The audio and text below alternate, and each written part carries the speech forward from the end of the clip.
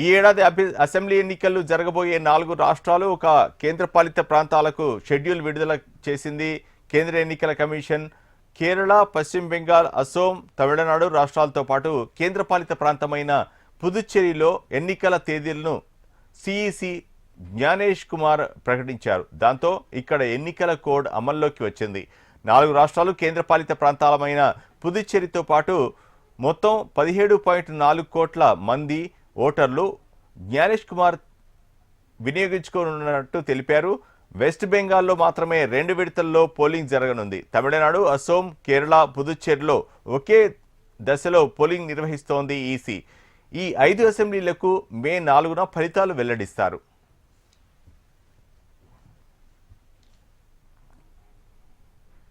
ఆయా రాష్ట్రాలకు సంబంధించి సిఎస్, డీజీ, నోడల్ అధికారులు ఎన్నికల అధికారులతో సమావేశమవుతున్నట్లు స్పష్టం చేశారు. ఈ ఎన్నికల్లో యువత పెద్ద ఎత్తున పాల్గొనాలని ఆయన పిలుపునిచ్చారు. ఎన్నికల షెడ్యూల్కు ముందే పార్టీ ముఖ్య నేతలతో సమావేశమైనట్లు ఆయన తెలిపారు. 5 రాష్ట్రాల్లో 2,18,000 పోలింగ్ కేంద్రాలను ఏర్పాటు చేసినట్లు తెలిపారు.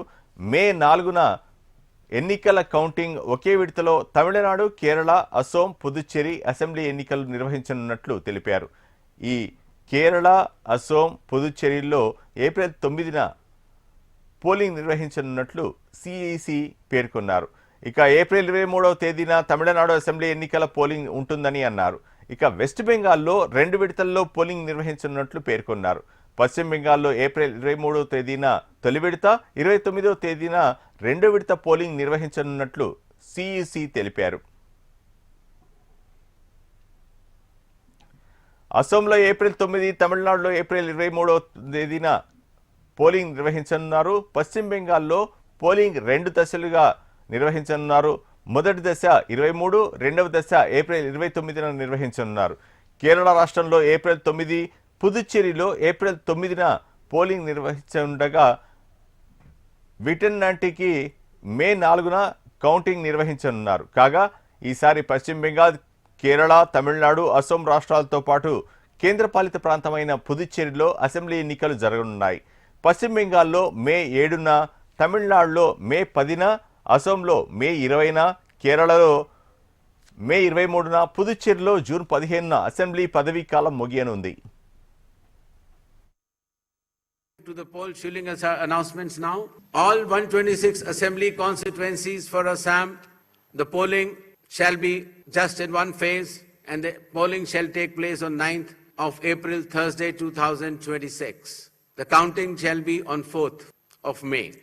All 140 assembly constituencies of Kerala shall also go for polling on 9th April, that is Thursday, and counting shall be on the same day, that is 4th May 2026. Puducherry also will go along with Assam and Kerala. The date of poll is 9th April and the counting will be 4th of May. Tamil Nadu,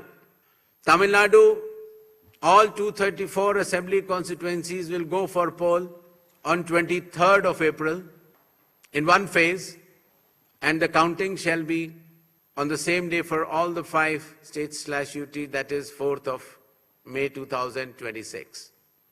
West Bengal, the 294 assembly constituencies, the polling shall be held in 2 phases. In the first phase 152 and the second phase 142.